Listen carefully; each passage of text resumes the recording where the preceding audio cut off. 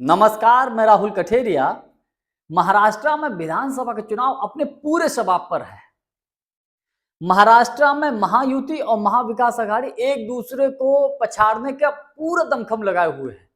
लेकिन महाराष्ट्र के विधानसभा के चुनाव में राहुल गांधी ने बहुत बड़ा खेल कर दिया है।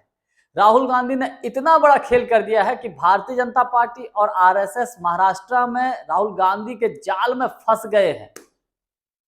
राहुल गांधी ने महाराष्ट्र के नागपुर में संविधान सम्मान सम्मेलन में खड़े होकर संविधान की प्रति को दिखाते हुए अपना भाषण दिया था। एक हाथ में उनके संविधान की प्रति थी जो कि लाल रंग की थी।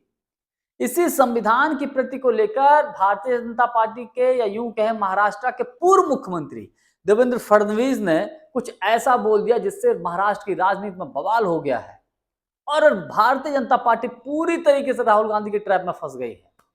क्या है पूरा मामला, इस पर और अधिक चर्चा करूं, लेकिन उससे पहले यदि आपने अभी तक हमारे चैनल को सब्सक्राइब नहीं किया है तो सब्सक्राइब जरूर कर लीजिए और घंटी के बटन को जरूर दबा दीजिए।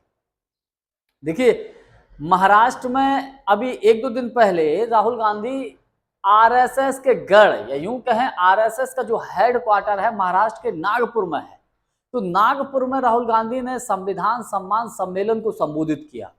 चूंकि अक्सर कर वो अपने हाथ में जब इस प्रकार के जो कार्यक्रम होते हैं तो संविधान की प्रति अपने साथ रखते हैं, तो उन्होंने संविधान की प्रति को दिखाते हुए अपना भाषण दिया था और ये संविधान की जो प्रति है वो लाल रंग की है। तो अब चूंकि उनका भाषण समाप्त हो गया, वो चले भी गए, लेकिन बाद में महाराष्ट्र के पूर्व मुख्यमंत्री देवेंद्र फडणवीस ने संविधान की प्रति को लेकर राहुल गांधी के ऊपर हमला बोल दिया, चूंकि वो प्रति लाल रंग की थी और देवेंद्र फडणवीस ने इस संविधान के लाल रंग की प्रति को अर्बन नक्सल से जोड़ दिया। बस यही भारतीय जनता पार्टी मात खा गई और इसी ताक में थी कांग्रेस पार्टी या यूं कहें इंडिया गठबंधन। कांग्रेस पार्टी ने तुरंत हाथों हाथ इस मामले को उठाया और सीधा सीधा इस बात को लेकर जोड़ दिया कि भारतीय जनता पार्टी संविधान विरोधी है। इसका सबसे बड़ा उदाहरण है कि भाजपा के पूर्व मुख्यमंत्री, महाराष्ट्र के पूर्व मुख्यमंत्री देवेंद्र फडणवीस ने लाल रंग की संविधान की प्रति को अर्बन नक्सल से जोड़ा है। यानी कि भारतीय जनता पार्टी ने, देवेंद्र फडणवीस ने बाबा साहब डॉक्टर भीमराव अंबेडकर का अपमान किया है। कांग्रेस पार्टी इसको इस तरीके से दर्शा रही है, इस पर हमला बोल रही है। देखिए, कुछ राजनीतिक विश्लेषक और कुछ तमाम पार्टी के नेता तो ये बोल रहे हैं भारतीय जनता पार्टी तो ऐसे बौखला गई है संविधान की लाल प्रति को देखकर, जैसे कि सांड को अगर आप लाल रंग दिखा दो तो वो बौखला जाता है, वही हाल भारतीय जनता पार्टी का है।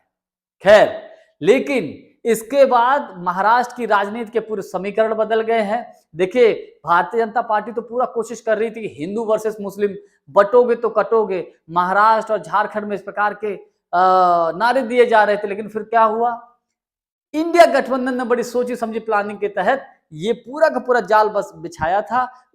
और राहुल गांधी के जाल में, इंडिया गठबंधन के जाल में भारतीय जनता पार्टी फंस गई है।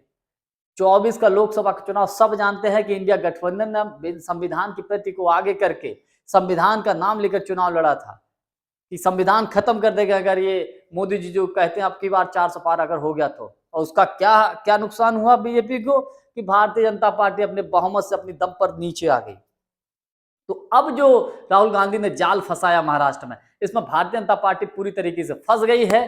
अब इसका परिणाम क्या होगा वो तो चुनावों के परिणाम आने के बाद ही पता चलेगा। लेकिन राहुल गांधी ने बड़ा माइंड गेम खेल दिया महाराष्ट्र में, इसमें कतई दो राय नहीं।